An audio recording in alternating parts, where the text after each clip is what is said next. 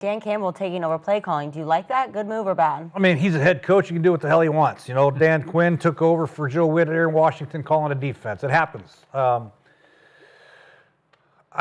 mean, if I'm a head coach, I want to take over play calling offense. I would like to do it against the Commanders because they can't stop anybody right now. So that really makes. Let's see how he does the next time. You know what I mean? It's just really hard.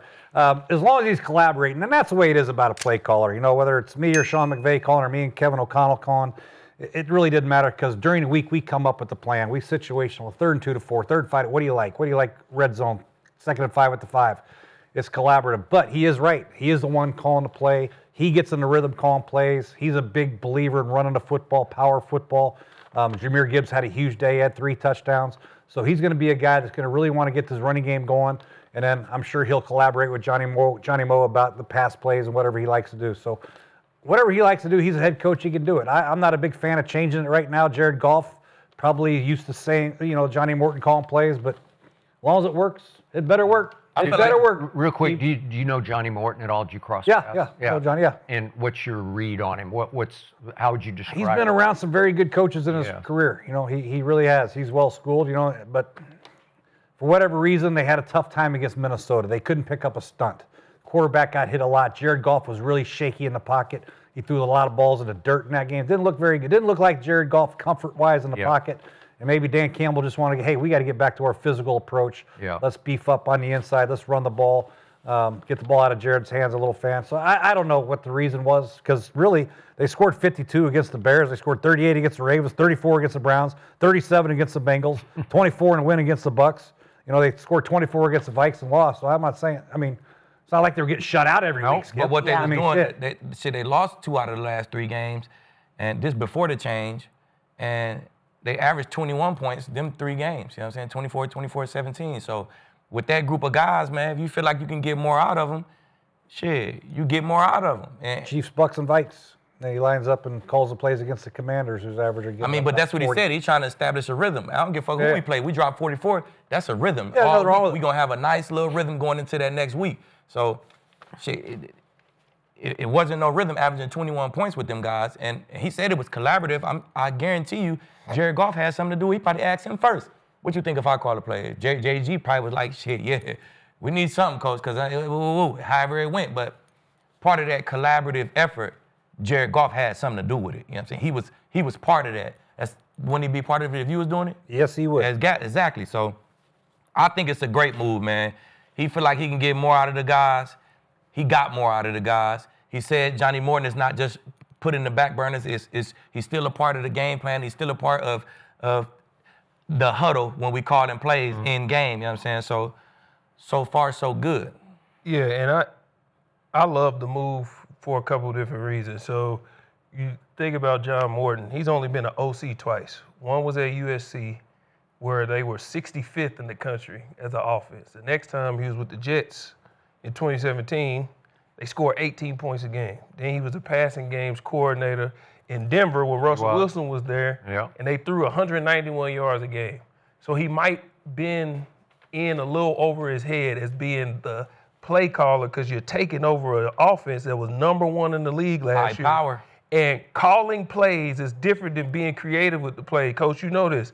Play calling is a skill. Like, you got to be able to adjust and know this and do it. It might have been just a little over his head. But the reason I love this more so is because of Dan Campbell's history. He was the interim in Miami. Then where did he go after that? He went to the Saints as the assistant head coach under who?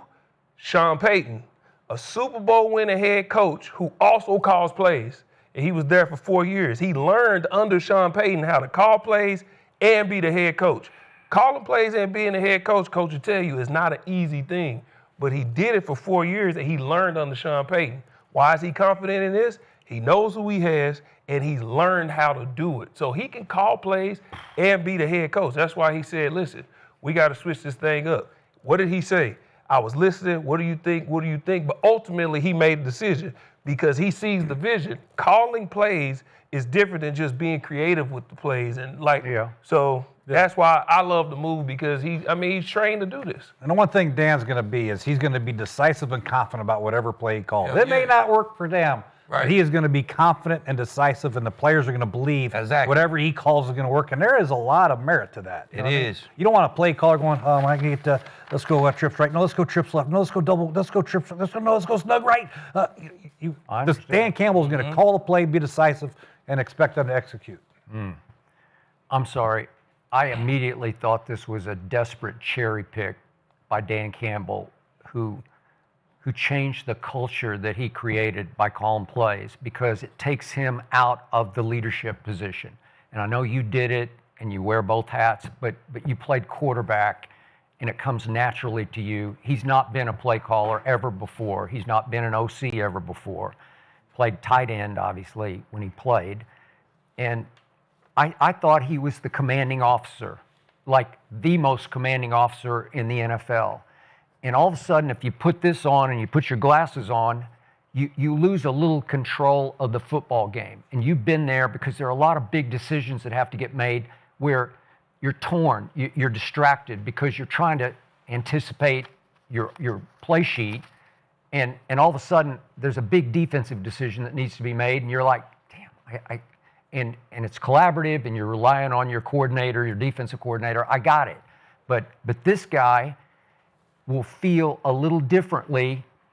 And when I say cherry pick, to your point, the Commanders 29th in points allowed and 30th in yards allowed. So that was like, thank you, like gimme, right? That's like a 1-foot putt to me. Or maybe it's a 6-inch putt. It was a practice game for him. 1-footers are tough, Skip. Yeah, hey, 1-footers are. Hey, They are, man. side hill, ooh, you close your eyes on They're that, hard. right? But the point is, Brian Flores does this to a lot of people. A lot of quarterbacks throw it in the dirt when they're playing Brian Flores, because he's going to come at you in so many unanticipated ways. And to score 24 on them is not all bad. It was 27-24, okay? And yet, under John Morton, this offense for a while was on an historic pace of point scoring. Historic, like people are talking about, could this be the greatest offense ever? After 4 weeks, that's what we were talking about. And they're still second in points scored. Second in points scored, and you lost your job. You threw him under your bus. And I'm sure John Morton's a good guy and like a good team guy, and so he's not going to say a word about it. But I can't, Coach, I can't believe he's real happy about it, because I think if you were sitting in his chair, you wouldn't be real pleased about this, because it shows you up. It makes you the scapegoat. For what? For the second most points scored in the league? I don't know. It's never easy to do. Never easy to do. No, I got it. But there's the old saying about, if you want something done right, you do it yourself. And that's what Dan Campbell said. He said, screw this. I don't love what I'm seeing. So to your points, I looked deeper into the numbers. So they're second in points scored, but they're 11th in yards. They're tied for 25th in third down conversion. So he's looking at that saying, we can be better there. I can do this. I know I can do it. And I do think you're probably right. Maybe it was a Jared Goff call. If that's true, that's fine. But there's the old, don't let the inmates run the asylum, even the quarterback, because he's still an inmate to me in the grand scheme of things, where sometimes you have to save him from himself. It was working just fine. There's no shame in losing 27-24 to Brian Flores. You love him, don't you? I do, but if you average 21 points for 3 weeks straight, that's the equivalent to on defense shit. Yeah. We giving up 28 points for 3 weeks straight. It's like, bro, what the fuck is we doing? Fuck what we did in the first 8 weeks. For the last 3 weeks, we getting our shit hit. Yeah. So it's a problem, bro. Packers would be Somebody like undefeated if they average 21. How about that? Hey, Yeah. that's a fact. Very true. Yeah.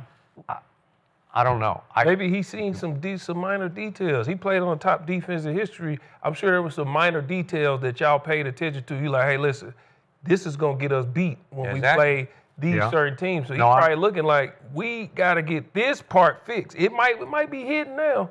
When the playoffs hit, everything gets magnified. Okay. So he probably was like, that hey. can also go for your new play caller. It can. All of a sudden. But if we going to die, we going to die with me calling the I'm shots. the guy, so You know what we I'm saying? going down, Exactly. I'll go And then down with me calling. I ain't saying it's just easy, but it's the new regime, Skip. Half the league do it. No, you know what I'm saying? It's half the head coaches in the league call their own plays. So it ain't like this some, oh my God, it's the head coach calling his own plays. What is he? Man, everybody do that shit now, you know what I'm saying? And a lot of them are pretty successful at it. So including your guy, Shotty, right? He do it. He handled it and handled the offense. He ain't never done it before, right? He doing a great job at it, right? We scored 40 on Micah Parsons. You're right. How about that? Huh? The offense That's ain't the pretty problem. great. Yeah. The leadership and the offense ain't the problem with the Cowboys. We know what the problem is. Yeah. It'll get fixed. We don't have Micah Parsons, right? No, we They got don't had have him. They We don't had him have all those those years. defensive linemen with their hands outside the damn thing. Outside. They not All driving. outside. They not driving the old. They got bigger problems than that. They ain't driving right. They ain't physical. They ain't physical at all. I watched that tape too, Skip. Y'all got a bigger problem than Against Arizona, you mean? No, before that. Y'all got All a big year. problem with game, how they running the games, how it's being coached, the physicality up front. It's a lot. Y'all The got back end, they bigger confused problems on the than back that, man. end, so they Hey, just don't believe in it. We so. have Q in the middle of our defense, right? They help, for Big sure. Quinnen. He always got his hands outside. Right? He does. Oh, All right, you guys. And wait, don't underestimate. We got Logan Wilson at linebacker. Hell yeah. Right? Hey, Kenny, whatever the Kenny reading Wilson. Kenny Kenny Wilson. Kenny Logan. Kenny Logan. Kenny Logan. Kenny Logan. The answer. Put a junior at the end of that motherfucker. Kenny Logan Wilson Jr. You feel me? Yeah, why not? All right, guys. So 80% of the chat said that they like that Dan Campbell took it over. They're fine with it. They like it. But so yesterday, we were all